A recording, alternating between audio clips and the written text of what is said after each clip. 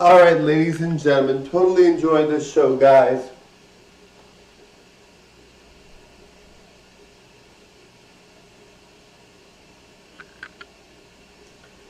Now, guys, I believe in cancel culture. Sorry, guys, cancel culture. Sorry, alright, that was a typo. Cancel culture just as much as the next person. I mean, I think if you are not of sound mind and body, I mean, not necessarily because of an illness, but because of just your ability to say things that are respectful to all groups. You should be able to be respectful to all groups and not limit anyone based on your performing or whatever you do, right? But I believe in cancel culture. I think it's important. I think, if you've done something severely wrong, maybe not like, if it's minor, that's fine. But if you've done something severely wrong, cancel culture is for you, I think. And I think it's important that we have that.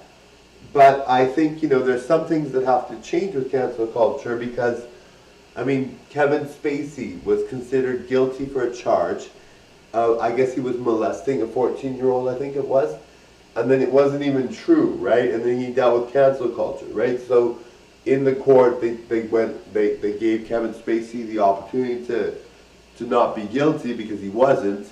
And then he wasn't guilty. I mean, I don't know if it's true. I don't know if they're retesting it or not, or there's an appeal. But apparently it wasn't true, right? And I had thought all these things about Kevin Spacey. I was like, oh my God, like he's terrible. And I liked his acting, but I'm like, you know what, I can't watch. And so, you get to the sense where you're like, well, that deserves to be canceled, right? And you're worried that he's going to get murdered in jail because, well, you love him as Kevin Spacey, but you know what he's done is horrible. But then he wasn't even considered guilty, right?